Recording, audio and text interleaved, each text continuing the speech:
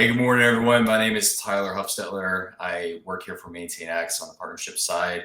Welcome to the Wrench Factor, where we explore the technologies and innovations that are shaping the future of industrial asset management.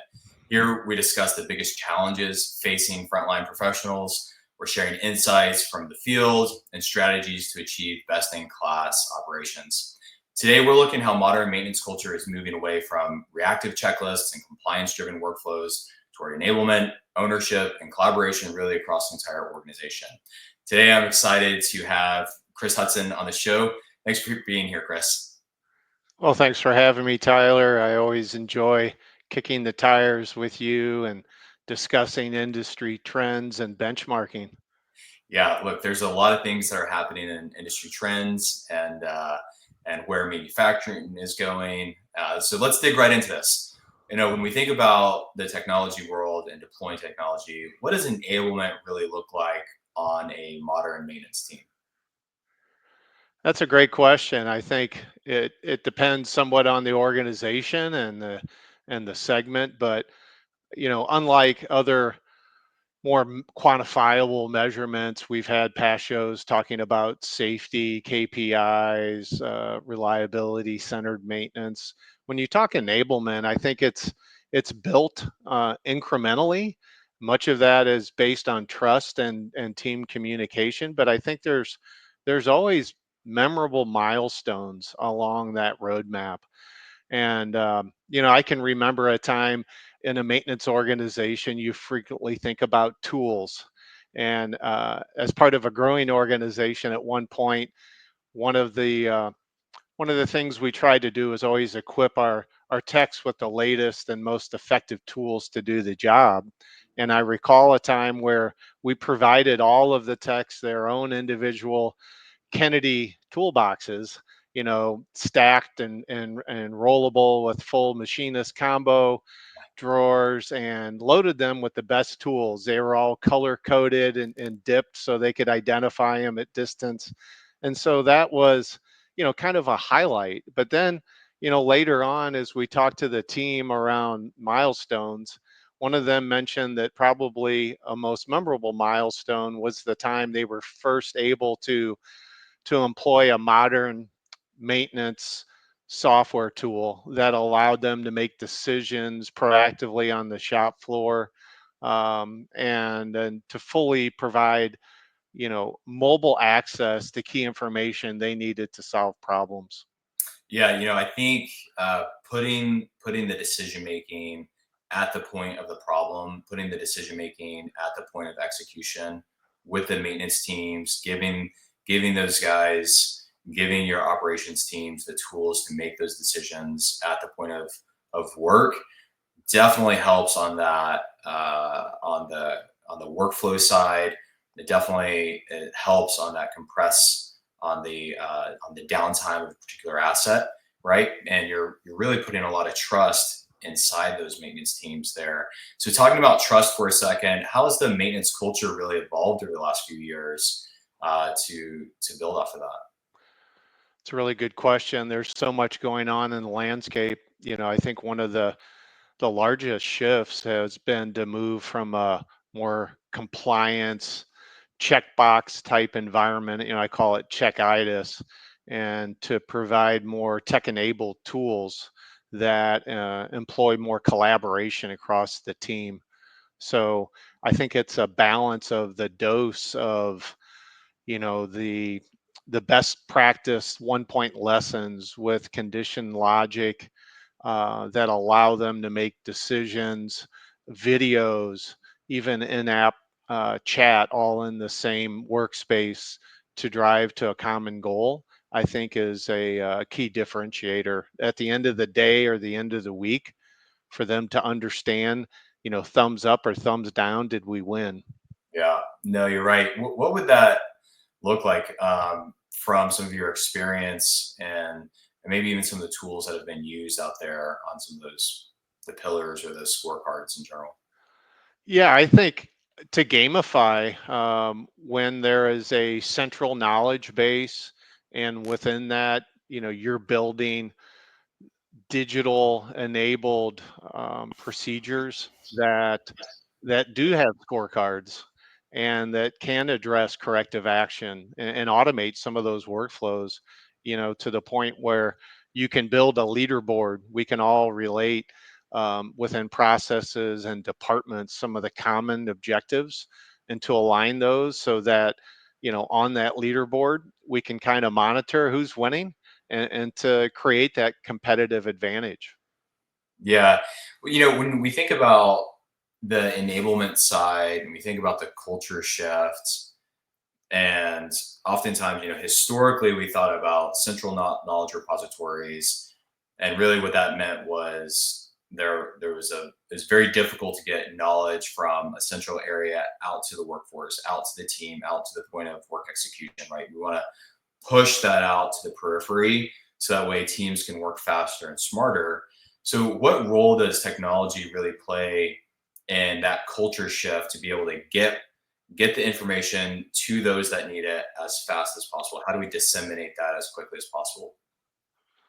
It's a really good point. I mean, certainly we've seen in the manufacturing space this exodus, the silver tsunami of some of our subject matter experts, and with that is, how do we capture that knowledge base? So some of the recent AI tools, certainly AI driven procedures, creating a knowledge base that's site specific, can create that competitive advantage, really focusing on rapid problem solving and root cause corrective action. Yeah, that's right. Also it adds visibility, right, to your assets. It adds visibility to your inventory, what you're using. So we are probably getting more insights into that overall asset performance and total cost of ownership. But what are some of the other ways that when we think about visibility and accountability with teams, what how does that also play into the culture shift? Yeah, I think not only supporting fundamental visibility and sort of tiered accountability, but also trust. And for a leadership team, many times trust is based on enabling the teams to have the right info, at the right time. Mobile enabled tools are fantastic, but are there accurate procedures? Do they have checklists that, they're frankly motivated to complete, where they can add point of use pictures and collect quantifiable data? I think that provides even enhanced visibility for the team. Yeah, I think the visibility into the team's performance, the visibility into the assets performance, being able to gather that data off of the machine, leveraging the AI to do the analysis for cycle times, for the asset performance, for throughput, overall production is really has been one of those main drivers. You I know, Yeah, yeah, I was just kind of piggybacking on that. I can think of an example that really kind of um, can allow the team to coalesce, and everybody can relate to factory acceptance testing. When a customer comes in to prove out equipment performance, basically, and there's this constraint around a defined shipment. So you have to move from the workflow of post factory acceptance checklist to an actual ship date. And this typically is driven, uh, an example that I recall is each of the teams had their own disparate checklists post factory acceptance test. yeah, And by having a digital platform where all of those checklists could be consolidated across multiple process areas, really allowed us to focus on the total cycle time, and to even be able to include some of those customer scope changes. And part of that was, by having that all consolidated, you can really start looking at value added activity and even bottlenecks in that process. So, a quick corollary was, one of the bottlenecks in that organization was always prep to ship and paint. There's always, after some customer added scope of work, there's some cleaning and painting before the shipment, goes, and it looks 100% to the best aesthetics that the customer would want to see. And so the paint booth became sort of a constraint. And we realized a couple of times it extended the cycle time because they were in the middle of a planned calendar based maintenance to change filter media. Yeah. And it was and so the team basically through a Kanban board built some ideas and actually leveraged an existing meter in the booth, which was a magnehelic that measured pressure and flow. And so they went to a condition-based maintenance schedule within that paint booth to only change the filter media in advance of a factory acceptance test when the machine actually said, hey, just like your car, you're 80% of oil life. Well, the paint booth would tell you the same thing. You're about 80% of filter life. Plan for a schedule proactively, and let's not impact an ultimate customer ship date. Yeah, I think one of the most exciting things here in 24 and 25 has been the ability to leverage some of our internal models and building off of customers' data to learn when and how and where to be doing the work and the work execution aspect. So we're leveraging AI to learn on that asset's performance, balancing that against calendar-based maintenance, and then really identifying when the optimal time is to be able to take an asset offline based on the production schedule. So these are really exciting things overall as we look at technology inside of manufacturing. I think as we look at the future here, and for some of those that might be listening to this, what are some of those early signs that a company's maintenance culture might be stuck and they're stuck in the rut, or that their ideal state is well, they're not they're not in the ideal state, but they're ready to evolve in the future. What do you think? Yeah, I mean, there certainly are some red flags around potential areas for improvement.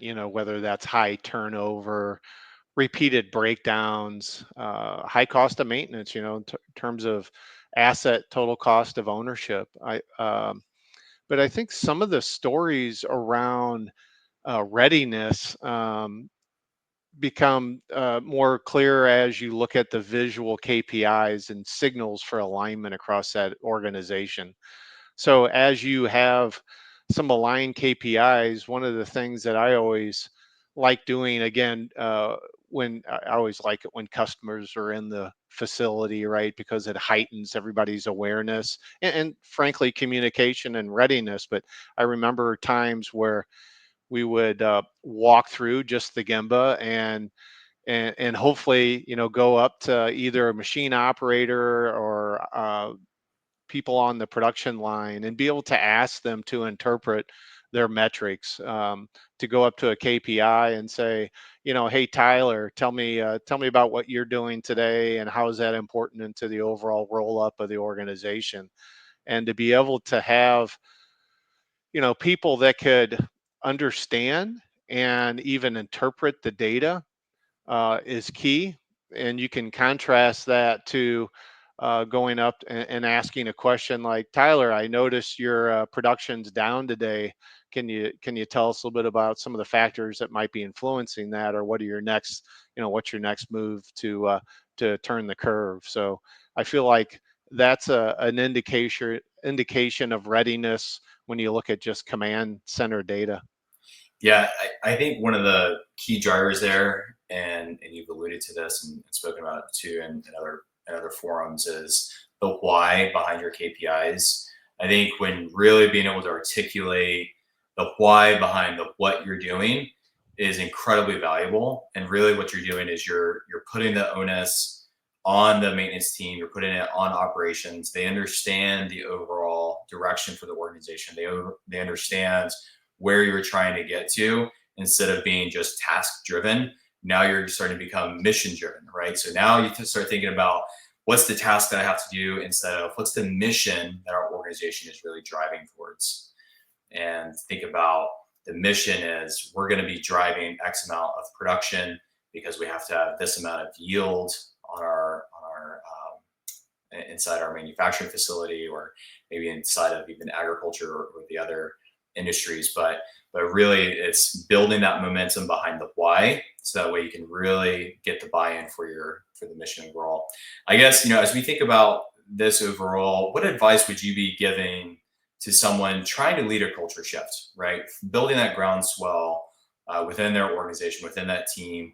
What kind of advice would you give to some young leaders that are looking to drive initiatives within their team? Now, that's certainly a challenge that comes up repeatedly, and I think a single recommendation is to approach the modern smart factory as a strategic pursuit, not a singular event, and really by assembling a cross-functional team and allowing that team to help generate what are the key either the critical assets or the key performance indicators that are going to align the team. And then it's, certainly develop a joint project charter and build a roadmap that focuses on small incremental steps and quick wins. Yeah, like getting those quick wins, getting those incremental steps, and then stacking those overall, right? If you can get 1% better in every area overall, uh, and then be able to stack that, and then before you know it, your organization has really made a measurable impact on its change.